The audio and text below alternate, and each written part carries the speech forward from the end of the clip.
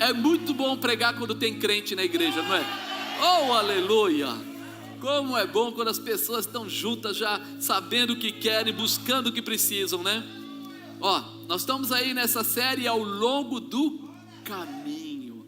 E ao longo do caminho, Jesus, ele transforma vidas. Por isso nós colocamos aqui como tema, da prisão à realização. Diga, da prisão à realização. Livro de Lucas, capítulo 8, versículo 26 em diante, olha o que fala.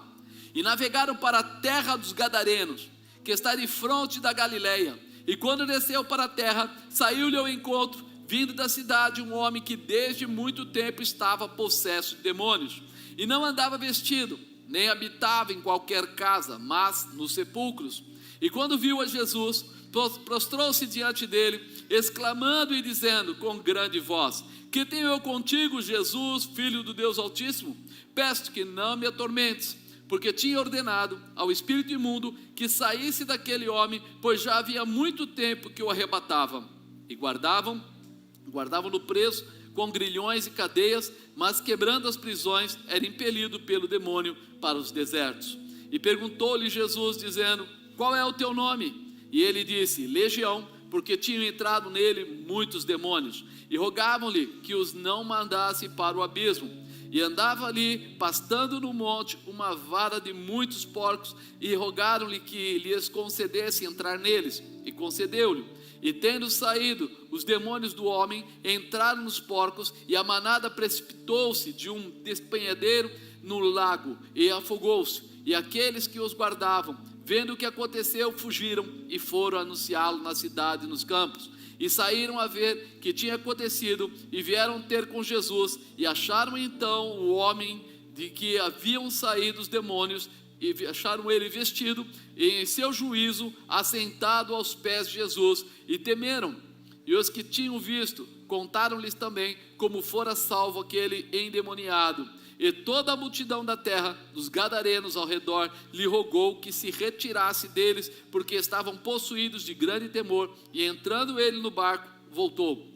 E aquele homem, de quem havia saído os demônios, rogou-lhe que o deixasse estar com ele. Mas Jesus o despediu, dizendo: torna para a tua casa e conta quão grandes coisas te fez Deus. E ele foi apregoando para toda a cidade quão grandes coisas Jesus lhe tinha feito. Amém?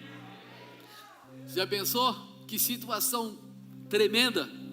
Um homem que estava ali possesso, que não se liberava, que de repente prendiam ele com correntes, amarravam ele, vamos dizer assim, e de repente ele quebrava as correntes, saía de lá e voltava, né, para os túmulos, para os lugares perdidos, nu, totalmente endemoniado. E aí de repente Jesus aparece para ele. Uma coisa que eu preciso falar para você: Jesus aproveitava todo o tempo, em todos os caminhos que passava, para liberar os cativos, para dar vida aos que estavam perdidos, para ministrar os ensinamentos do céu. Então Jesus, ele libertava, ele restaurava, curava, transformava, fazia o que fosse necessário, e ele também ministrava os ensinamentos do céu. Por que ele fazia questão de ensinar a palavra? Para que aqueles demônios não tivessem liberdade de voltar para aquela vida.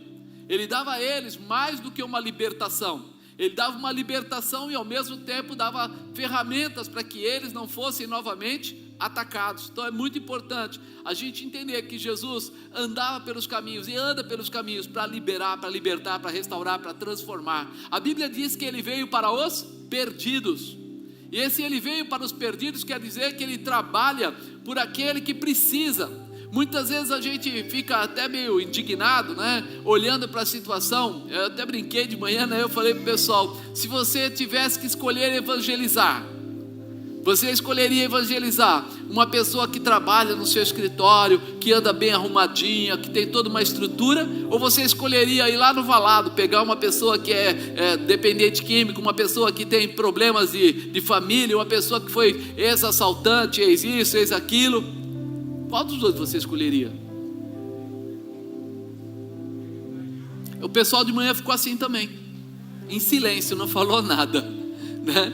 E aí de manhã o pastor Rubens tinha ministrado a oferta, né? E aí nós usamos ele como testemunha. Por quê? Porque antes de conhecer Jesus, ele tinha uma vida meio atrapalhada, né? Antes de conhecer a Jesus, ele andava com pessoas difíceis. Antes de conhecer a Jesus, às vezes ele entrava em certas situações aí com armado, e além de armado, outras coisas mais. E de repente um dia ele vai e Jesus recebe a vida dele e toma a vida dele de uma forma especial. E hoje, quando você conversa com ele, você fala o quê? Não é possível. O cara é nota 10, o cara é tranquilo, pacato. Não, ele não tem, olha, nem briga com ninguém, nem discute com ninguém, está sempre aí amoroso, um sorriso nos lábios constante. Jesus, ao longo do caminho, acha as pessoas para trazer esta transformação. Então nós precisamos saber quem nós fomos achados, fomos encontrados. Talvez na nossa sabedoria humana, talvez não fosse tão profundo aquilo que você fazia, mas da sua sabedoria humana, você achava o melhor. Você julgava as pessoas, você avaliava as pessoas, você dizia quem era certo, quem era errado. E Jesus olhou para você e nem quis mexer com a tua estrutura anterior. Ele já transformou você para você amar o próximo como a você mesmo. Mudou a sua configuração. Então o caminhar de Jesus, ao longo do caminho, ele passeando, ele sempre tinha um objetivo: encontrar e transformar pessoas. Diga, encontrar pessoas para transformá-las. Isso é muito importante gravar no coração. Jesus não se prendia pelo grau de dificuldade que as pessoas estavam passando. Ele não se importava se a pessoa tinha uma enfermidade grave, se a pessoa era um bandido, não, para ele tudo isso não fazia diferença nenhuma. Quantas pessoas foram levantadas, cegos, coxos, aleijados e etc, foram levantados ali, não podiam falar e falaram. Jairo saiu de dentro do túmulo 4 dias depois de morto.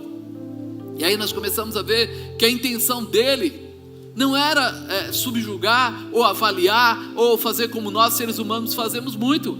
A gente sempre quer mostrar que nós somos melhores, que nós estamos bem, que a gente é mais bonzinho, não é assim? Às vezes a gente não é melhor na força, mas a gente é mais bonzinho que o outro. Ele é bom, mas eu sou muito melhor que ele. Ele é carinhoso, mas eu sou muito mais carinhoso. Ele é amoroso, mas eu sou muito mais amoroso. Jesus não veio para isso, ele veio para dar um amor incondicional e pronto. Ele veio para transformar e pronto. E é isso que ele quer passar para cada um de nós. Jesus sempre procurava a liberação das vidas para que pudesse se tornar testemunhos vivos da glória de Deus. Será que você tem sido um testemunho vivo da glória de Deus? Quando as pessoas olham para você, eles olham e enxergam em você Jesus? Você reflete a imagem dele? Quando chega no lugar, você sempre quer fazer o bem para as pessoas, independente se a pessoa foi boa para você ou não. Você pensa em salvar, em curar, em libertar, em restaurar? Ou você pensa em julgar, em avaliar? É isso que Deus está querendo mostrar para a gente aqui através de Jesus, né? Ao longo do caminho, eu posso colocar aqui Jesus, primeiro, busca pelos necessitados. Diga, ao longo do caminho, Jesus busca pelos necessitados. Versículo 26. E navegaram para a terra dos Gadarenos, que estava de fronte da Galileia. E quando desceu para a terra, saiu-lhe ao encontro, vindo da cidade, um homem que desde muito tempo estava possesso de demônios, e não andava vestido, nem havia qualquer casa, mas nos sepulcros. Ele andava nos cemitérios, ficava lá largado, né? E o grande ensinamento de Jesus para todos aqueles que querem ser seus discípulos é entender que ele veio para salvar os pecadores. Diga, Jesus veio para salvar. É uma coisa difícil para nós. A gente veio, nossa visão é de vir para julgar. A gente quer sempre dar uma olhada, mas olha, eu vou naquela casa falar para aquela pessoa, mas ele merece? Se Jesus esperasse nós merecermos, será que ele encontraria razão? Ele ia falar, se for por merecimento, esquece. É por isso que ele fala, pela graça sois salvos, porque a graça é um favor que nós não merecíamos. Nós não merecíamos, mas ele deu a salvação. E é isso que tem que entrar no nosso coração, que ele quer demonstrar. Quer dizer que Jesus andou por muitos lugares, lugares tranquilos, lugares perigosos. No tempo que ele esteve na terra, aqueles 3 anos, ele andou por cidades, andou por valados, ele andou perto, ele foi longe. E a característica dele, o objetivo dele, ele estava sempre firmado no que faria com cada um que encontrasse no caminho. Você já pensou nisso? Quantas pessoas você encontra? E dessas pessoas que você encontra, quantos deles você semeia a palavra de Deus? Das pessoas que você tem encontrado. Às vezes, nem vou querer que você vá no ônibus pegando todas as pessoas, mas às vezes na sua vizinhança, você desce do seu prédio, para no elevador, encontra alguém no saguão. Às vezes você trabalha numa empresa, às vezes você vê uma pessoa assim, do seu meio lá, aquele dia chorando, e você fala, aí o dia dessa pessoa não está bom. Aí você desvia e vai para o outro lado. Será que não era aquele momento que Deus preparou para você falar para aquela pessoa do amor de Jesus? Será que Deus não está preparando cenas, como diz a bispa, preparando cenas, e você não está se esquivando da cena? Naquele momento que você podia ter falado, você podia ter declarado, podia ter semeado a palavra, porque é uma semeadura. Talvez você não colha daquela semente, você não veja a total conversão daquela pessoa, mas lá na frente aquela semente vai frutificar. E ela vai dar fruto 1 por 30, 1 por 60, 1 por 100. E nós precisamos estar livres para isso. Seu objetivo estava sempre firmado no que faria com cada um que encontrasse no caminho. Jesus libertou, salvou, curou, transformou, ensinou e fez discípulos. Ele fez discípulos, ele fazia tudo. Ele curava, libertava, transformava, restaurava. Mas ele sempre aproveitava para estabelecer discípulos, para estabelecer pessoas que fossem andar debaixo da sua orientação. Porque senão, irmão, se nós apenas recebemos o milagre e formos embora, nós vamos perdê-lo. Daqui a pouco a gente está de volta nos erros, nos caminhos, né? E uma das coisas importantes é entender por que é que o Senhor trabalha e trabalhou tanto. Trabalhou exatamente para que 12 discípulos se tornassem 70. E daqueles 70 se tornassem 500. E daqueles 500, Pedro foi lá e juntou 3.000. E na segunda, 5.000. Ou seja, cada um daqueles que se convertiam, eles tinham mais muitas pessoas que viriam depois, que conheceriam Jesus, que seriam tocados pelo poder e pela manifestação. Jesus já não estava mais na terra, ele já estava no céu, mas a manifestação do poder dele continuava à disposição daqueles que precisavam. E hoje não é diferente. Você está preparado, pronto para proclamar a glória de Deus, para executar esse discipulado, né? Será que você tem observado os ensinamentos de Jesus?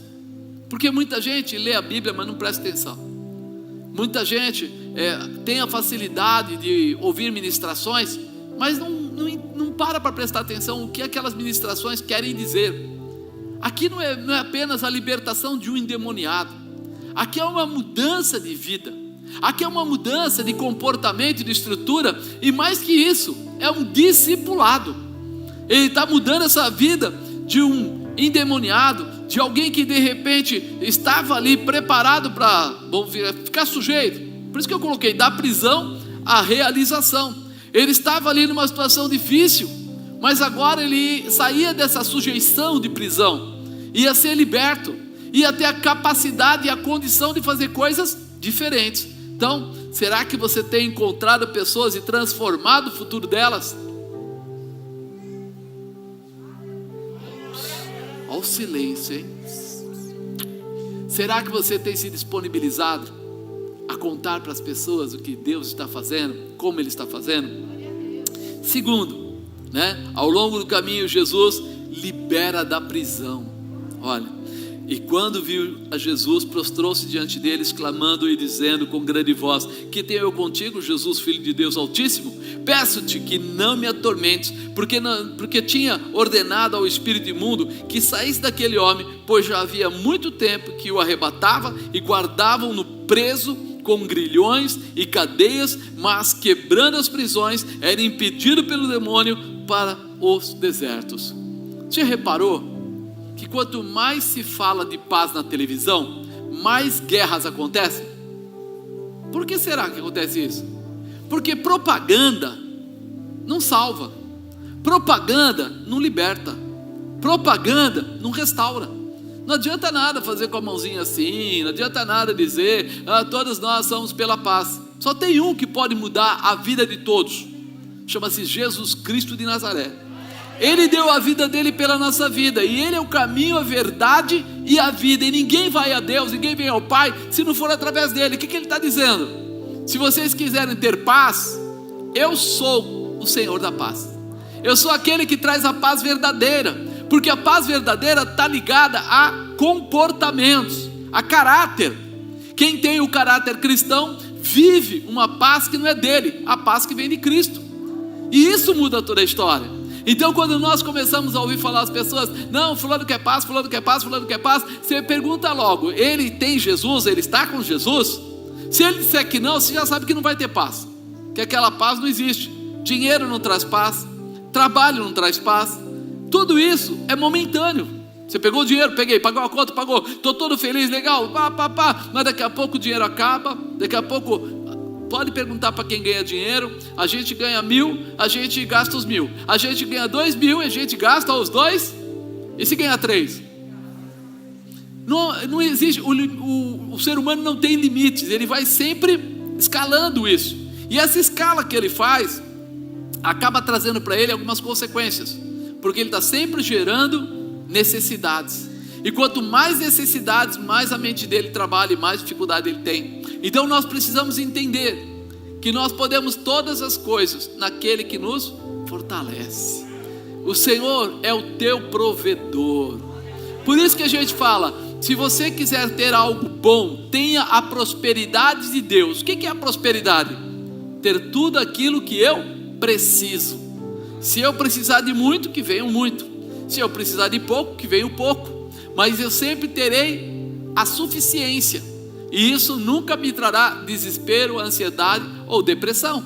Isso é muito importante a gente gravar, né? Porque tinha ordenado aos espíritos imundos que saísse daquele homem, pois já havia tempo que o arrebatava, e guardavam-no preso, com grilhões, cadeias, e ele quebrava as cadeias e fugia. Você reparou? Como eu estava dizendo há pouco, só Jesus liberta. Por quê? Porque os demônios estão trabalhando. Quando a gente pensa que olhando para cá, o que faziam com ele? Prendiam ele, algemavam, colocavam ele dentro da grade, e depois o demônio pegava ele, ele quebrava as grades, quebrava a corrente e voltava para o lugar dele, para o cemitério, lá para as regiões. Mas o que eu devo fazer? Eu devo reconhecer que a única verdadeira saída é Jesus. Mas eu tenho muitas vezes sido preso ou ficado preso por certas situações que tiram a minha paz. Já repararam quantas pessoas, né, já não acreditam mais na sua prosperidade? Eles mesmos falam, poxa vida, eu estava quase comprando aquela casa e de repente deu tudo errado e eu voltei atrás. Aí eu fui de novo, fiz a ficha, fiz não sei o que, achei a casa, e deu errado. Comigo nada dá certo. Há uma prisão que atrapalha ele. Há uma manifestação espiritual que traz uma prisão para ele, e ele vive essa prisão. Ele mesmo diz, meu pai teve dificuldade, meu avô teve dificuldades, e eu também tenho o mesmo tipo de dificuldade. Ele fala, olha, você vê, meu carro quebra toda hora, e eu vou lá, e ele quebra de novo, eu vou trocar, não dá certo. Ele fala de novo, olha, eu estava assim, eu fiz a ficha, eu fui aprovado, quando eu fui começar a trabalhar, deu tudo errado. Isso já aconteceu outras vezes, puxa vida. Isso são prisões que mantêm pessoas cativas, que as pessoas às vezes não sabem explicar, mas elas estão sempre presas a situações físicas que roubam a sua paz, e é isso que o diabo tenta fazer. Aquele homem, eles pegavam ele, colocavam algema, colocavam tudo, está preso. Esse não faz mais nada de errado. O diabo se manifestava, ele quebrava tudo e ia embora de novo, começava tudo de novo. Ninguém prendia ele, ninguém guardava ele, ninguém segurava ele, não tinha como, né? Jesus olhou para aquele gadareno, se disponibilizou a ir além, quebrando suas prisões. Jesus foi até lá para quebrar as prisões, para tirar o que estava atrapalhando. Lembra que ele falou aqui, e guardavam preso com grilhões, cadeias, mas quebrando as prisões, e ele era impelido. Jesus foi lá para tirar ele das prisões, dessa situação física que trazia consequências para ele. Imagina alguém que quebra correntes, como é que ficam os braços dele? Imagina alguém que derruba portões, como fica o corpo dele? O que esse cara sofreu fisicamente por essas condições? E aí você fala assim, mas não tem jeito, não tem saída, ele é assim. Será que não tem saída? Será que o poder de Deus se manifestando não há libertação? Cadeias não são quebradas, prisões não são desfeitas? Hoje você será livre das prisões da sua vida. Hoje o Senhor vai desfazer tudo aquilo que tem bloqueado crescimento, desenvolvimento, prosperidade, realização. Pessoas que dizem, olha, para mim nunca dá, eu vou tentar, na hora H as coisas dão tudo errado. Você vai mudar essa sua fala. Você vai dizer, tudo para mim dá certo, tudo para mim acontece. O Senhor verdadeiramente é meu pastor e nada me faltará. Você vai deitar em verdes pastos, vai ser guiado pelas águas tranquilas. Por quê? Porque você tem Jesus Cristo na sua vida. Ele é o seu Deus. Aqui esse homem sofria demais, mas não era o que Deus queria. Terceiro, ao longo do caminho Jesus liberta espiritualmente. Nós temos que entender que a nossa mente, ela fica cativa àquilo, é como se falasse assim, são fotografias que são tiradas, e toda vez que você vai lá, você só vê as fotos negativas, porque dá errado, então aquilo fica gravado, né? As pessoas às vezes têm medo, as pessoas desacreditam, e aí nós precisamos de uma mudança. Então liberta espiritualmente. E perguntou-lhe Jesus dizendo, qual é o teu nome? E ele disse, Legião, porque tinham entrado nele muitos demônios, e rogavam-lhe que não os mandasse para o abismo. E andava ali pastando no monte uma vara de muitos porcos. E ele fala, e aí pediu para ser lançados, para passar para eles. E tendo saído os demônios do homem, entraram nos porcos, e a manada precipitou-se de um despenhadeiro, num lago, e afogou-se. Nós dissemos agora há pouco que muitas pessoas são aprisionadas e nem percebem o que está acontecendo. Tudo dá errado, ela pensa que é falta de sorte, incompetência, o momento, ela julga um monte de coisa, e Jesus se manifesta para liberar aquelas cadeias formadas na mente. Fala a verdade, irmão, a fé é o firme fundamento das coisas que eu não vejo, mas eu espero, eu acredito. A palavra de Deus diz que tudo é possível ao que diz que se nós não temos fé, sem fé é impossível agradar a quem? A Deus. Ou seja, quando eu olho para isso e vejo essa batalha na mente que o diabo coloca para você desacreditar da tua possibilidade de vitória, eu nem percebo, mas são cadeias que estão formadas, porque diz que o maior campo de batalha do ser humano está onde? Você começa a olhar e fala, não vai dar, não vai acontecer, não vou alcançar, não tem jeito.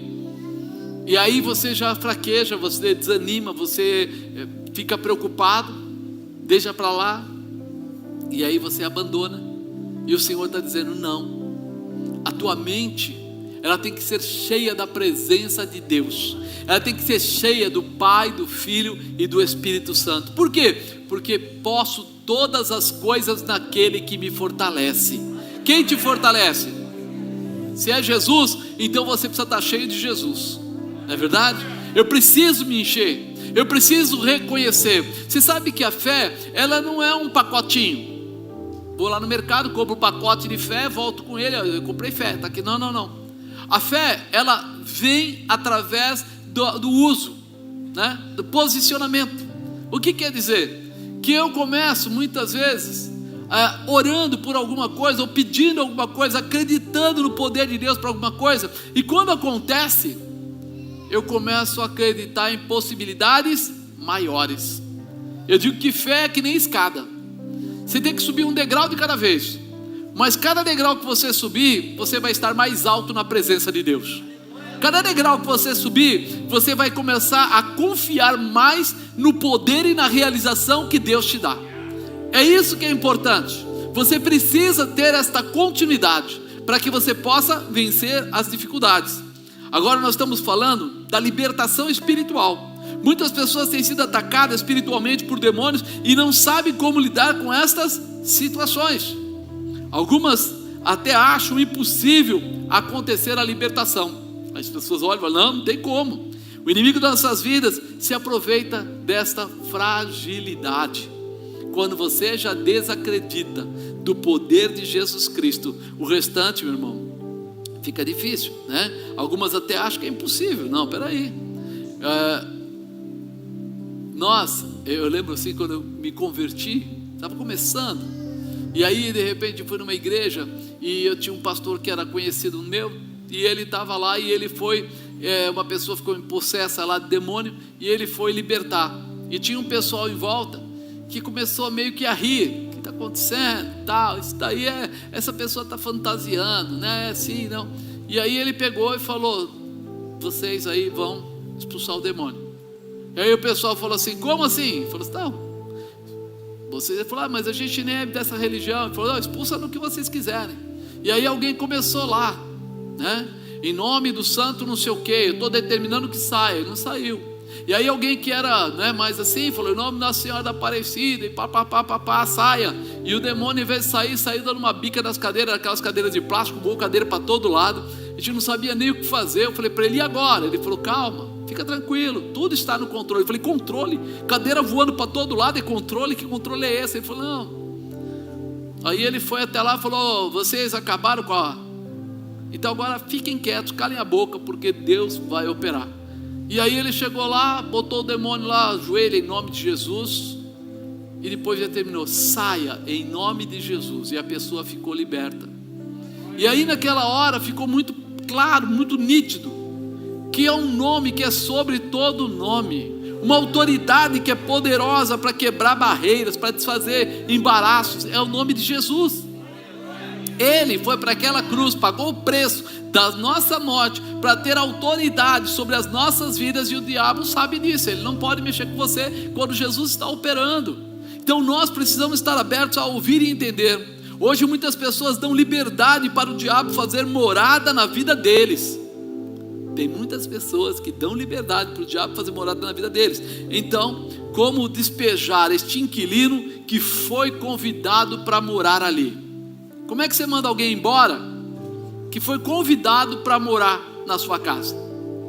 Como é que a gente vai pôr essa pessoa para fora? A primeira coisa é que ele não pode mais ter a liberdade, ele precisa ser tirado. Então, que tipo de acordo você tem feito com o inimigo para que ele se sinta confortável para não ir embora da sua vida? As pessoas hoje, é mais difícil expulsar demônio hoje do que antigamente nesse aspecto, porque tem demônios que fazem morada na vida das pessoas, não porque ele se intitulou ou tomou a liberdade de entrar, mas porque ele foi convidado e porque ele é mantido. Ele é mantido, sabe? Se você chegar lá, tiver um cachorrinho da rua, ele entrou na sua casa, e você dá o biscoitinho, e você dá um pedacinho de carne, e você dá aguinha, o cachorro vai embora. O diabo é a mesma coisa. Se você dá a ele espaço, ele não vai embora, ele não tem razão para ir embora.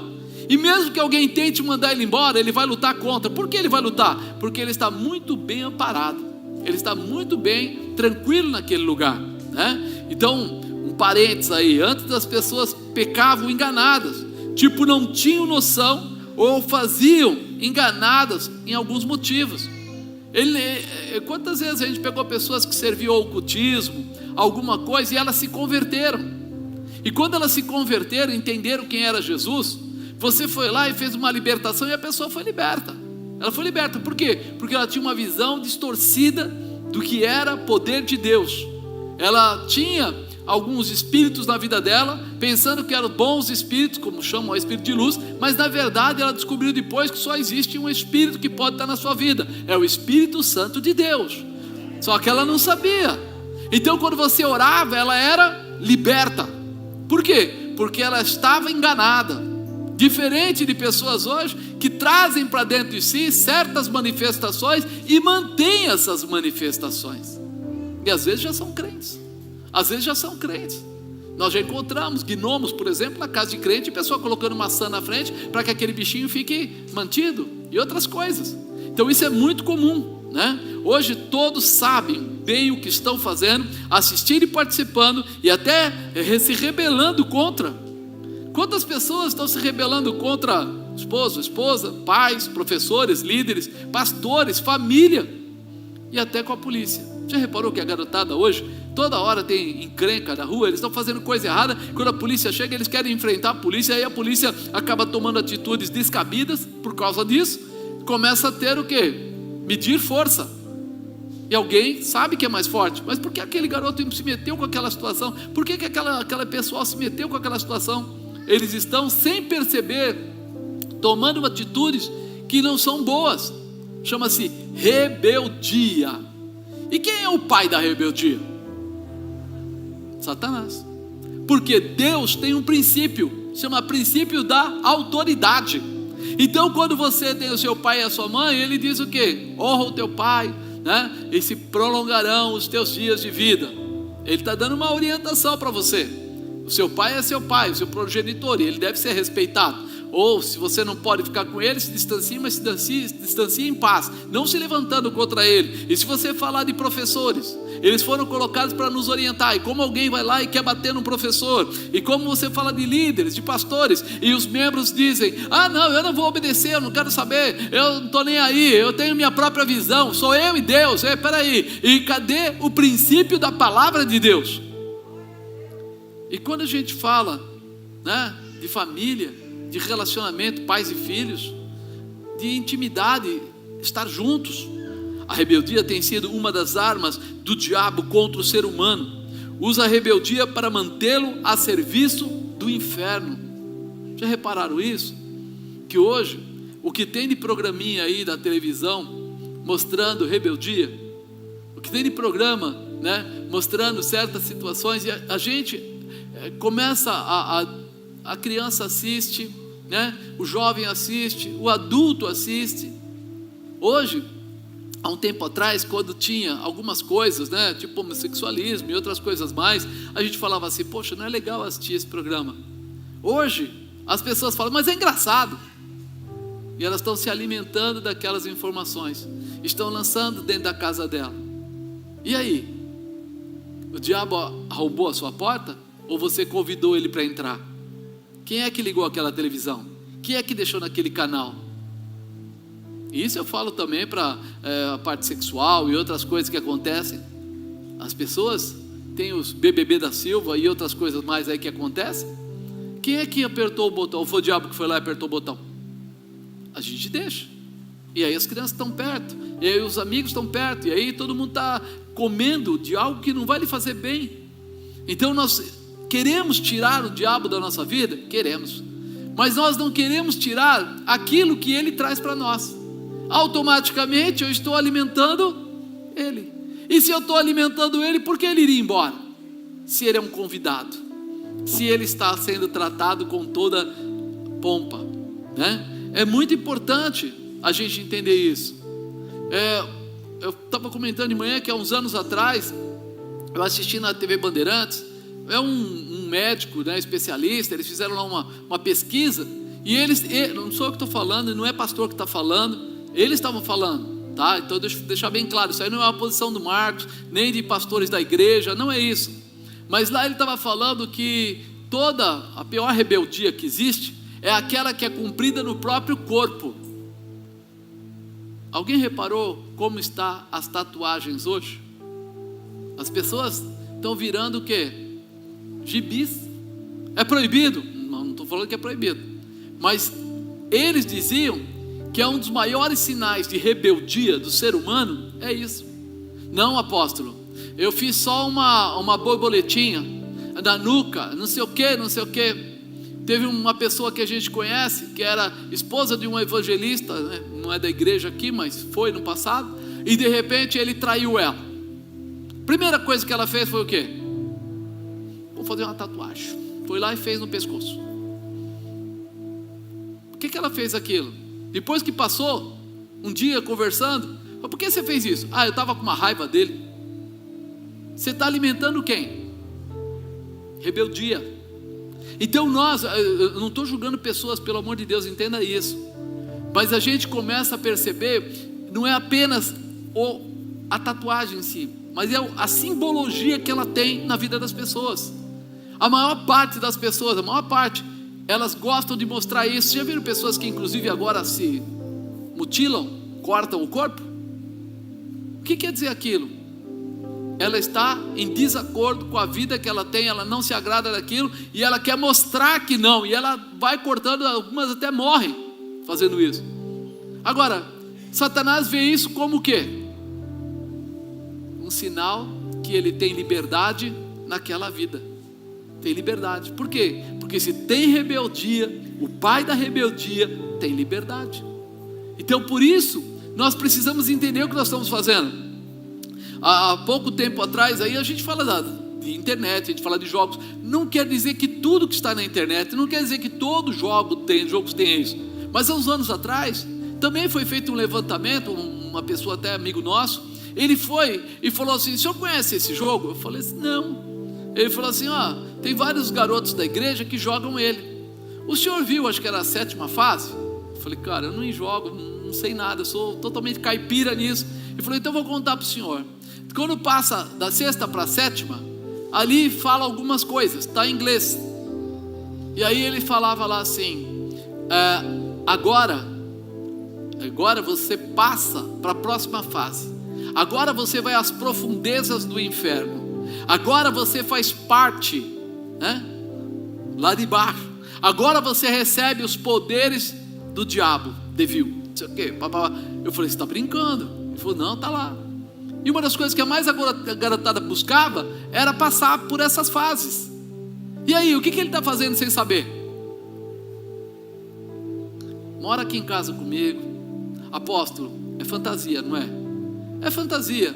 Um dia uns obreiros de uma outra igreja vieram procurar aqui a gente, e a bispa foi conversar, e ele falou que o filho de 12 anos mais ou menos, ele estava muito nervoso. O pai não queria deixar ele usar o micro, porque o pai era advogado e usava o micro. Então ele falou assim: olha, não dá para você ficar usando toda hora. Você usa uma parte, eu uso uma parte. Quando eu não estiver trabalhando eu vou para o fórum e você usa o micro. Ele falou: não, eu vou usar. O pai dele falou: não. Aí viu que estava brigando, falou: então não vai usar mesmo, e tal. O menino foi lá, jogou no chão, quebrou tudo. E aí virou uma confusão tremenda. E aí o pai não aguentava mais, porque ele começou a quebrar tudo em casa, tal, trouxe aí, né? Sempre tem os coitados que lutam por isso. Aí a bispa foi atender, e aí ele falou assim: eu não tenho nada a dizer, ou me obedece, porque eu tenho autoridade. 12 anos. Tem o quê? Autoridade? Porque eu tenho poder, porque eu tenho isso e aquilo. Peraí. Aí a bispa tirou fora, fez uma oração, começou a conversar, e ele contou que numa das fases que ele passou, ele falou que estava bem perto do tubo ali da imagem, né, do monitor, e de repente é como se alguma coisa entrasse pela boca dele. Ele falou: uma coisa gosmenta entrou pela minha boca e eu engasguei. Levou algum tempo para me voltar ao normal, e a partir daquele dia eu não durmo direito, e eu tenho assim uma angústia direto, e alguma coisa me diz assim: você tem poder, tome posse da casa, vença eles. Seu pai não manda, quem manda é você aqui. E aí ele contou para a bispa, e a bispa começou a ungí-lo, orar com ele. Ele ficou possesso, foi liberto, graças a Deus. E aí nós conseguimos dar continuidade para a família, a partir de hoje, porque era um obreiro de uma outra igreja. Vocês vão fazer isso. E o garoto até topou fazer. Agora, quando ele começou, quem é que estava acompanhando ele? Ninguém. Quantas coisas nós estamos levando para nossa casa, porque o problema do garoto destruiu o equipamento do pai, trouxe um mal-estar na família, porque era briga constante. Então será que a gente não tem visto todo esse tipo de coisa, né? Porque o pessoal fala assim: mas o senhor é contra a internet? Mano, eu não sou contra a internet, eu uso a internet, mas dentro da internet existe muita coisa podre. Dentro de repente aí desses jogos todos, né? Tem tanta coisa estragadinha. E aí nós precisamos ajudar e cuidar. E pior, que hoje até os adultos estão participando. Um jovem entra numa creche e mata crianças. Que lógica tem isso para você? Alguém entrar numa creche e matar crianças de 2 anos de idade? É muito macho? É muito forte? É destemido? É uma posição tão idiota que você fala assim: não, até para o cara fazer, ele deve estar possesso, não é possível, ele não pode fazer um negócio desse. porque não tem poder nenhum nisso, fisicamente falando, mas tem um poder espiritualmente falando. Existem certos atos de ocultismo que geram poder. Só que é interessante, depois que ele mata, ele vai fazer o quê? Matar a si próprio. Não é assim que eles fazem? Por que acontece isso? Porque o domínio de Satanás é terror. Se esse cara fica vivo e depois se arrepende, vai lá, se entrega a Jesus, muda a vida dele, ele é perdoado dos seus pecados. Aquela manifestação do diabo perdeu o valor, já não tem mais valor. Mas ele deixou gente triste, angustiada, oprimida. É verdade, mas quanto ao ato de poder, de força, perdeu o valor. Então ele faz com que quem matou se mate. Pode ver, casais, um mata o outro, aí o cara se mata, bate o filho, aí se mata, e nós nem percebemos que nós estamos andando no meio de uma situação hoje mais delicada do que parece.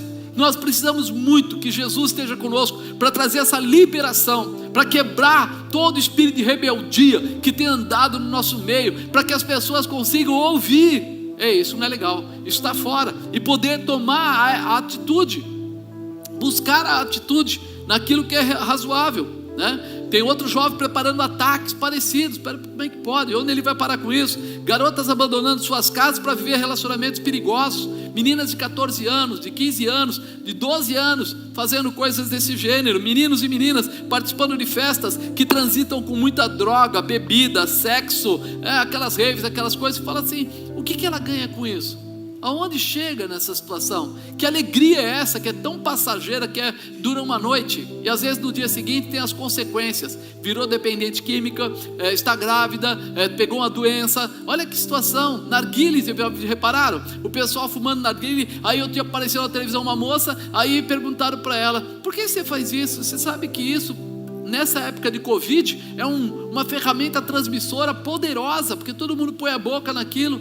Ela falou assim: sabe que eu não sei? Eu faço porque os amigos fazem, todo mundo faz. Perde a noção de certo e de errado e se expõe sem prestar atenção, né? Adultos estabelecem relacionamentos sentimentais e são roubados, às vezes mortos, porque se mete com as pessoas erradas. Como nós poderemos despejar este inquilino salafrário que traz mais perdas do que ganho na vida das pessoas? Como é que a gente vai jogar esse pessoal para fora, se nós não mudarmos primeiro a nossa visão? Eu tenho que me encher da presença de Deus, eu tenho que começar a me alimentar do poder de Deus, para que isso feche a passagem, a dúvida, né? Você percebeu que a legião pediu a Jesus para sair e entrar nos porcos? Você entendeu quando você leu isso? Que ele falou: diga para que a gente saia daqui e a gente entre nos porcos.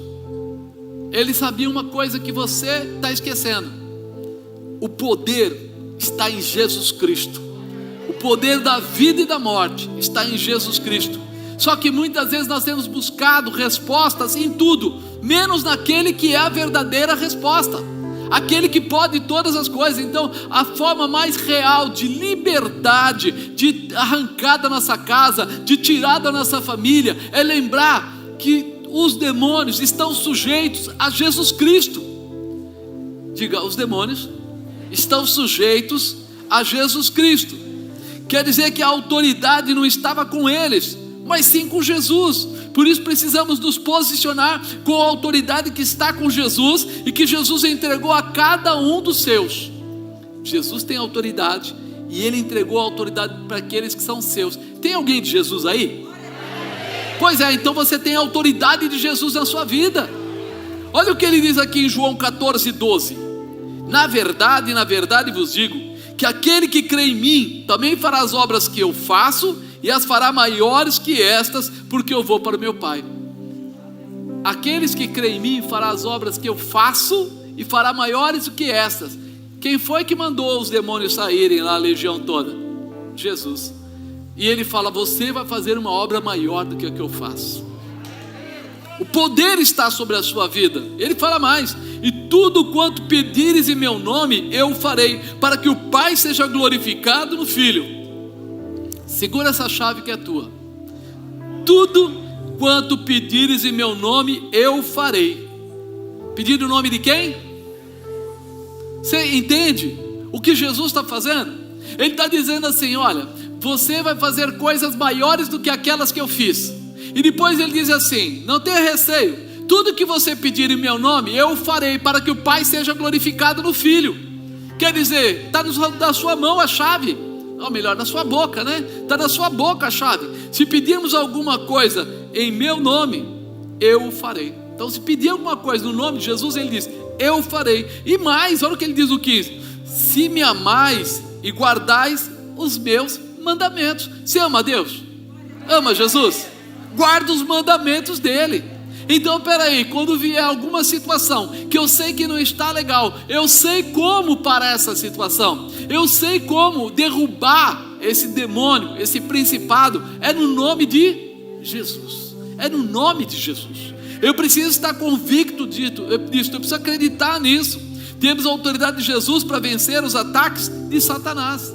Então, quando há uma liberação ou uma libertação espiritual, eu preciso entender que só tem uma chave: Jesus Cristo. Ele é a chave que destrona Satanás. Ele é a chave. Mas por quê? Porque ele foi para aquela cruz, morreu, derramou seu sangue, ao terceiro dia ele ressuscitou. Ele tem autoridade sobre a vida e a morte. Satanás sabe disso. Quem não sabe somos nós. Nós é que muitas vezes deixamos entrar tantas coisas ruins na nossa vida e ficamos sem saber o que fazer. Você sabe agora. O nome de Jesus tem poder. Quarto, ao longo do caminho Jesus faz transformação. Ele está aí preparado para trazer transformação. Olha o que fala: e aqueles que os guardavam, vendo o que acontecera, fugiram e foram anunciá-lo na cidade e nos campos. Saíram a ver o que tinha acontecido e vieram a ter com Jesus. Acharam então o homem de quem haviam saído os demônios vestido, e o seu juízo, e ele estava em seu juízo, assentado aos pés de Jesus, e temeram. E os que tinham visto contaram-lhes também como fora salvo aquele endemoniado. E toda a multidão da terra dos gadarenos ao redor lhe rogou que se retirasse deles. Infelizmente nem todo mundo valoriza a manifestação de Jesus Cristo em libertar pessoas. Você vê, aquele povo ficou assustado, aquele povo quis que ele fosse embora. Querido, você pensa que quando você falar para as pessoas que rave não é um lugar legal, que prostituição não é legal, que certos comportamentos não são bons, eles vão falar para você: legal, bacana? Eles vão falar assim: ah, que é isso, cara, deixa disso, nós estamos vivendo outra época, que é isso? E aí só te resta orar no nome de Jesus, pelo seu filho, pelo seu marido, pela sua esposa, porque se chegou nesse nível, são pessoas que já estão com a mente cativa, a mente deles já está cativa. Eles não conseguem enxergar, por exemplo, o sexo como parte de um casamento. Ele não consegue chegar, por exemplo, alegria, não com o álcool ou com a droga, mas se embriagando do Espírito Santo de Deus, como diz a Bíblia. A Bíblia diz para você se embriagar do Espírito. E aí você começa a ter uma visão totalmente diferente. A sua casa deve ser abençoada. Você deve ter alegria, você deve passear, você deve ter todos os direitos que são constituídos para você. Mas tudo debaixo daquilo que não te prejudica, não prejudica a sua esposa, não prejudica os seus filhos, não prejudica ninguém. Por quê? Você está debaixo da palavra de Deus, uma promessa que faz parte da sua vida. Isso é muito importante você entender. Você já reparou como algumas pessoas ficam assustadas quando ouvem falar dos milagres que Jesus está fazendo ainda hoje na terra? Tem pessoas que ficam preocupadas. Ah, isso é mentira. Que é isso? Isso não é verdade. Ao invés de se alegrarem, tentam oprimir ao ponto de fazer aqueles que foram abençoados se desanimarem ou sentir-se mal.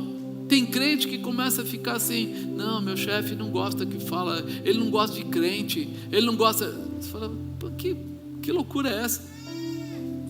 Gosta ou não gosta de crente?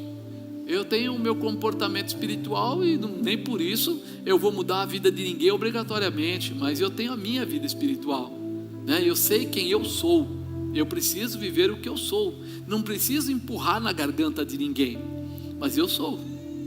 E é uma coisa interessante, quando você souber quem você é, as pessoas à sua volta vão saber também.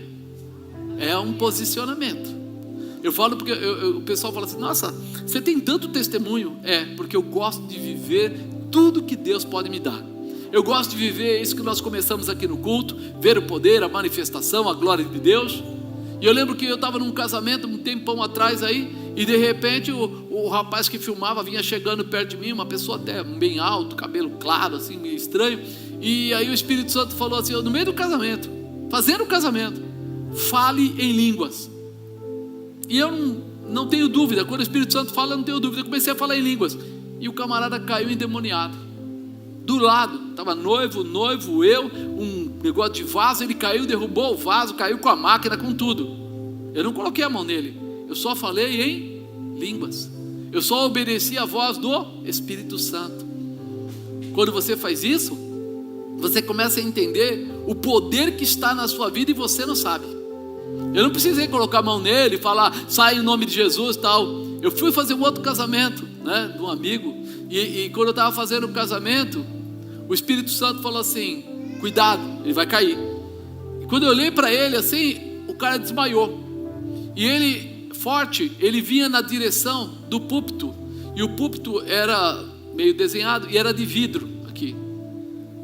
Foi questão de 2, 3 segundos. Se o Espírito Santo não tivesse falado, ele teria batido a cabeça na quina do vidro e aquele casamento ia se tornar um terror. Eu só rapidamente coloquei a cabeça dele para cá, levei ele para cá, ele caiu aqui do lado. Coisa de 3 segundos. Aí você fala assim, o que aconteceu? Não sei, irmão, só sei que o Espírito Santo falou, cuidado. Quando ele falou cuidado, eu prestei atenção e vi que o rapaz estava vindo, caindo lentamente, mas desmaiando. Se você ficar atento, você vai descobrir quanto poder Deus manifesta na sua vida, quantas coisas Ele quer fazer através de você, que você muitas vezes não vai tocar em ninguém, mas você vai ter ação de liberação, de libertação, de transformação na vida das pessoas que estão à sua volta. É muito importante, né? E não importa se os outros se alegram ou não, você vai fazer.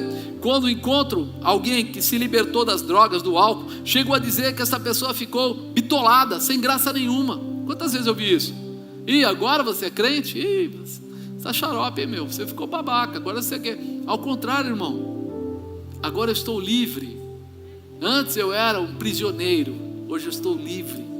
Eu não dependo disso para me alegrar, eu não dependo disso para viver, eu não dependo disso, eu estou livre. E ele não está livre, ele ainda está condicionado ao mundo, fazendo o que o mundo manda. No 35 que ele fala, saíram a ver o que tinha acontecido, vieram ter com Jesus, acharam então o homem de quem havia saído os demônios, vestido em juízo e assentado aos pés de Jesus, e temeram. Luz e trevas não se misturam. Não adianta, amado. Quando acontecem coisas assim, quem não está em luz, ele estranha, ele assusta, ele se preocupa, algo diferente está acontecendo, mas você é cheio da luz, você realmente tem essa condição. Você é o sal da terra e a luz do mundo. Você representa a presença de Cristo. Por isso, ainda que ninguém entenda, você sabe quem você é. A transformação que veio sobre aquele endemoniado deveria ser comemorada. Ao invés disso, temeram. Ao invés de dizerem, uau, nós vimos esse homem todo o tempo caído, abatido, e agora ele está aqui liberto, ele está aqui sentado, conversando, totalmente transformado. Seria fantástico, né? Depois pediram que Jesus fosse embora. Eles, poxa vida, alguém que faz um milagre desse e você pede para ele sair da sua vida. É verdade, irmão. Quantas pessoas não querem receber Jesus na sua casa, não querem receber Jesus na sua vida, na sua família?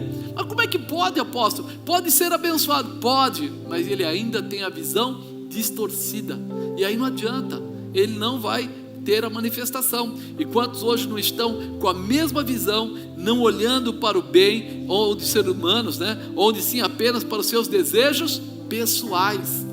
Os porcos morreram, o que eles viram? Caramba, quanto dinheiro jogado fora, morreu um monte de porco. Agora aquele homem lá, que estava lá, que era, vamos dizer assim, um coitado, sofria muito, dava trabalho para todo mundo, ele não tinha importância, mas os porcos tinham. Quantas vezes nós estamos dando mais valor para a área financeira, para as coisas materiais, do que para as coisas espirituais? E se você quer ter o poder de Deus na sua vida, lembra disso, valorize área espiritual. Valorize Jesus Cristo, valorize o Espírito Santo de Deus, porque vai mudar a tua história. Você vai entender que Deus tem coisas maiores para você, né? Sabe que Jesus faz transformação, mas será que querem ser transformados? Quantas pessoas não querem ser transformadas? Quantas pessoas lutam contra isso?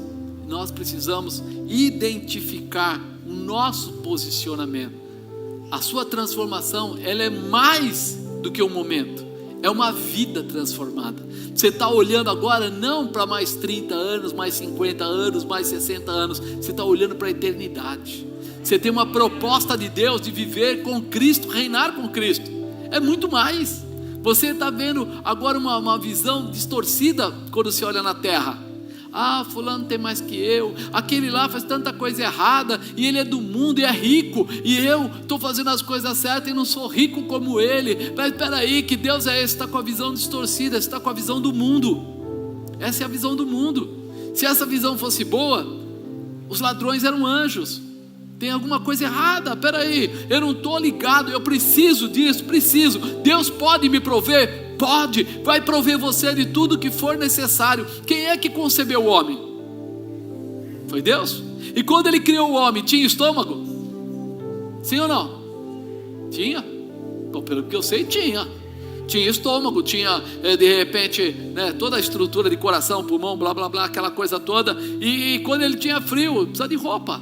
Se ele precisa de comida, precisa de roupa, ele disse para ele assim, que o homem não ia mais contender com Deus, mas ia viver até 120 anos, e ele trabalharia com o suor do seu rosto, ele comeria.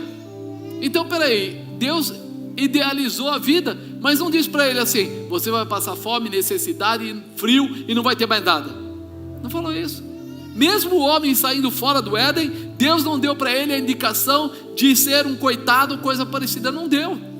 Então nós precisamos viver esse plano de Deus para nós assumirmos essa posição de transformação, para viver a intimidade com Deus. O que você acha? Está disposto a viver intimidade com Deus? Aleluia. Quinto e último, né? Não se canse, né? Ao longo do caminho Jesus estabelece discípulos. Diga, ao longo do caminho Jesus estabelece discípulos. Tem discípulo de Jesus aí? Tem, ô glória, vamos ver se tem mesmo.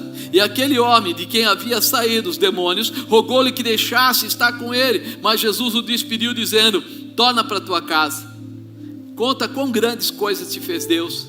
E ele foi apregoando por toda a cidade quão grandes coisas Jesus lhe tinha feito, né? O plano da salvação de Jesus que ele ensinou nos evangelhos declarava o quê? A preocupação não seria em formar rodinhas de amigos, mas seria em salvar pessoas que tivessem alinhadas com o céu, com Deus. Isso precisa estar fincado no nosso coração, porque quando ele começa a falar aqui, imagina, Jesus acabou de libertar ele, e aí ele fala assim, não Jesus, eu vou ficar com o Senhor aqui sentado. Aí Jesus fala para ele, não querido, você vai lá na sua família, e vai contar para as pessoas o plano da salvação, vai falar para eles o plano de Deus, vai falar para ele o plano de libertação. Mas por quê? Porque essa é a razão maior do Evangelho, salvar os que estão perdidos, ajudar os que estão caídos.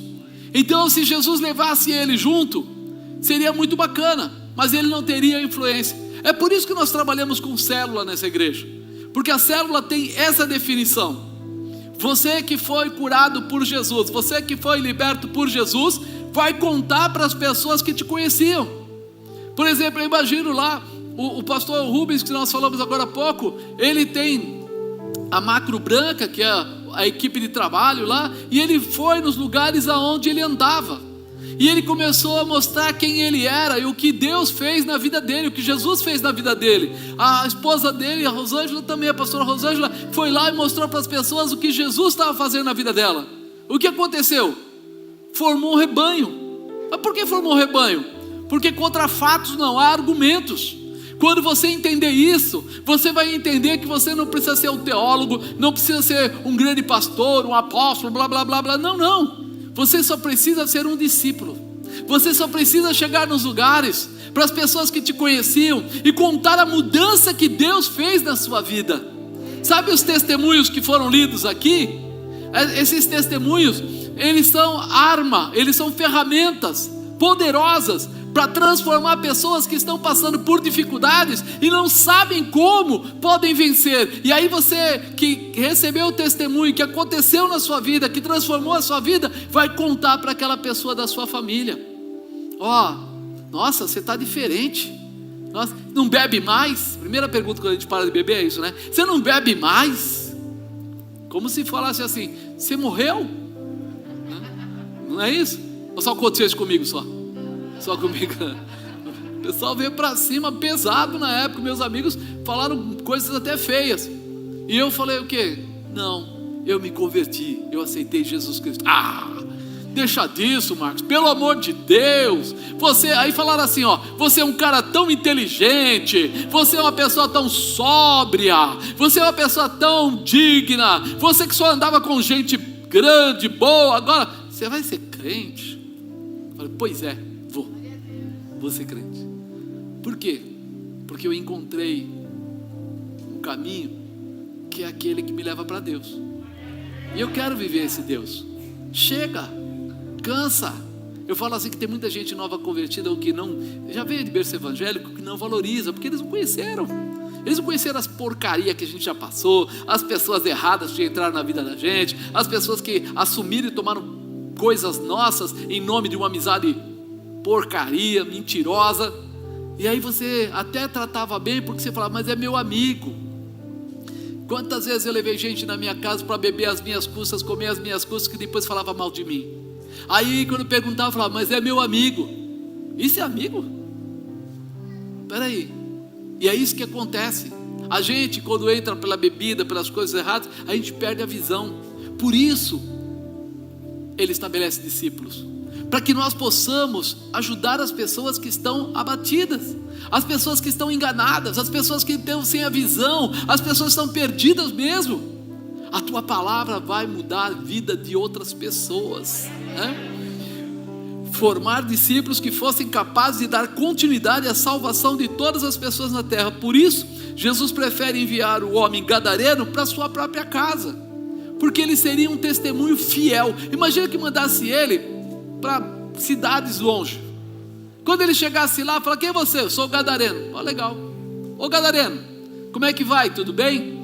Fala, tudo bem. Deixa eu contar para você, lá na minha terra eu era um doidão, malucão. Eu era um cara muito doido, tal. Ele falou, tá. E aí eu aceitei Jesus, foi curado. Pô, que legal, foi curado. Então, bacana, hein? Muito bom. Agora imagina você de repente morar do lado do gadareno, ver ele todo dia arrebentando corrente, quebrando cadeia, chutando tudo, e de repente você vai lá e o gadareno está sentado, arrumadinho, e quando você fala com ele, ele fala assim, Jesus me libertou. Você fala, uau, quem é esse sujeito? É aquele lá, o gadareno é ele. Não é possível, esse cara era terrível. Quantas vezes já ouviram isso de crente? Não é possível, esse cara era terrível. E de repente quando a gente olha, Jesus libertou, Jesus prosperou, muitos se tornaram empresários grandes, pessoas muito bem, né? Aí você fala, como é que pode isso? De que maneira aconteceu isso? Então nós que vivemos a plenitude, conhecemos a vontade de Deus, olha o que ele fala, torna para a tua casa, conta com grandes coisas te fez Deus. E ele foi apregoando por toda a cidade quão grandes coisas Jesus lhe tinha feito. Talvez com grandes coisas, para muita gente, fosse pensar em dinheiro, mas ali ele sabia, libertação. Aí ele sabia, vida nova, vida transformada. Quantas pessoas, meu irmão, sofrem? Quantas pessoas estão angustiadas? Quantas pessoas estão oprimidas? Quantas pessoas estão com câncer? Quantas pessoas pegaram doenças aí, até o Covid mesmo, estão angustiadas? E você é aquela pessoa poderosa da parte de Deus, que vai liberar uma palavra profética, de cura, de transformação. Uma pessoa outro dia falou para mim assim, profeta não existe mais, existiu só naquela época. Não, Jesus era, é e sempre o será. O nosso Deus não acabou, o poder dele se manifesta. O que está faltando? As pessoas quererem ser profetas de Deus. Quando você começar a definir o seu tempo, o seu horário, a sua busca, a sua adoração em Deus verdadeiramente, Ele vai começar a responder cada uma delas. As pessoas às vezes chegam aqui e falam: nossa, o Senhor revelou, aconteceu isso, Quando a gente começa a se disponibilizar, a deixar Deus usar, Deus vai usar. Deus vai usar, porque Ele quer. A vontade dEle é abençoar as pessoas. A vontade dEle é abençoar os empresários, abençoar as famílias, abençoar as jovens, os jovens, abençoar. Mas apóstolo, então eu vou ter que ser careta? Não, você pode passear, você pode ter seu carro, você pode ter tudo o que você quiser. Você só precisa entender a diferença entre saber usar e saber ser usado. Porque o diabo, ele faz você ser usado muitas vezes. Um carro errado na mão de uma pessoa que não tem preparo se torna uma batida, um atropelamento ou qualquer outro problema. Mas o carro, por mais que seja um Porsche Carrera ou uma Ferrari ou qualquer coisa, na mão de alguém que sabe usar, se torna gostoso, né? Passeio, você pode ficar tranquilo. Apóstolo, mas eu gosto muito de correr. Vai para Interlagos, irmão, Stock Car, faz alguma coisa, coloca a sua vida numa posição. A mudança está em nós, daquilo que nós fazemos com o que recebemos. O que você tem feito com tudo que você recebe de Jesus? Será que você pode ser chamado de um bom exemplo? Será que você pode ser uma ferramenta de Deus na terra? Será que você gostaria de ser profético? Quando você abrisse sua boca, se você falar, vai acontecer. Muitas vezes a gente se assusta. Muitas vezes a gente coloca dia numa profecia, numa palavra profética, alguma coisa, a gente fala: Deus, não brinca com isso não, esse negócio é sério. E a gente já passou por tantas coisas que a gente aprende que quando Deus fala, Ele está falando e pronto. A nossa carne diz assim: cuidado. O Espírito diz assim: vai para cima mesmo, Ele quer. Eu falo que tem testemunhos que a gente viveu aí no passado, quando fazia vigílias fora e outras coisas, que a gente ficava assustado quando a gente chegava nos lugares. A gente falava assim: nossa, nós operávamos pela rádio, e na rádio você não vê pessoas. Quantos milagres aconteceram? O que mais me marcou, foram 2. O primeiro foi uma mulher que Deus falou assim: você foi hoje para fazer a curetagem do seu bebê, e Deus manda dizer para você: essa criança está recebendo vida agora, volta no médico. Tinha morrido há 2 dias, o médico falou assim: depois de amanhã você vai voltar no hospital, porque é público, então eu vou estar no hospital público 2 dias depois para poder fazer a tal da curetagem. E quando ela voltou lá, o médico falou: não sei o que aconteceu, está aqui os laudos, a criança tinha morrido e a criança estava viva. Aí eu chego numa vigília, o pastor Marcelo lá, chegamos na vigília, estamos entrando, e a mulher pega o bebê e coloca assim na frente da gente e falou: essa criança aqui é de você, isso aí é de sua. Eu falei: como assim? Falei: essa criança aqui é aquela que o médico falou que estava morta, e o senhor, pela rádio, falou assim que Deus tinha acabado de dar a vida. Pois ela está aqui, nasceu, está viva. Aí você fala: que loucura é essa? A outra foi numa outra rádio, ainda essa rádio agora é do Mundo, Rádio Terra na época. E aí na esquina da Paulista com a Augusta, a gente estava lá, fazíamos da meia-noite às 2, e de repente Deus fala assim: tem uma pessoa aí, você, hoje é travesti, você se veste como mulher, você tem seios, tem isso, tem aquilo, mas você não quer mais essa vida. Inclusive você tem 2 filhas, quando você ainda era casado com uma mulher. Ele era casado com uma mulher, separou da mulher, se tornou travesti, foi trabalhar assim, colocou seios e foi e Deus manda falar para ele: você não quer mais essa vida, você chora por isso, hoje é o dia da sua libertação. E aí quando nós falamos isso, eu fiquei assustado. Eu falei: que é isso? Que Deus... E agora? Não deu 2 minutos, liga uma pessoa e fala: aqui é o Carlos. E aí o nosso atendente que estava lá atende o telefone, e a pessoa fala: eu fui revelada aí agora. E aí começa a oração, aquela coisa toda. Ele sai aquela noite, vai procurar a esposa dele, conversa com a esposa dele se dispõe a ajudá-lo. Ele vai, tira os seios, tira o silicone que ele tinha colocado, restaura a vida dele, volta para a casa dele. 10 dias depois ele estava morando na casa com as 2 filhas e com a esposa dele como marido novamente. Amado, dá para você entender o que é servir a Deus?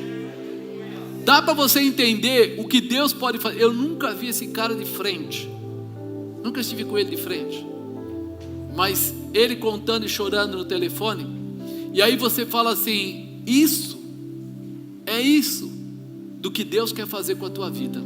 Deus quer usar a tua boca, Deus quer usar o teu coração. Só que para fazer isso não é de qualquer jeito.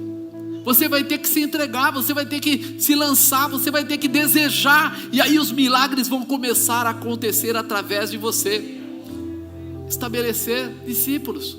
Hoje Jesus está estabelecendo discípulos aqui. Não pense em discípulos: eu já aceitei a Jesus, eu sou um discípulo. Não. Isso não é ser discípulo. Ser discípulo é seguir. Seguir é fazer como, é andar tal, é estar na mesma proximidade, na mesma direção. Alguém quer ser discípulo?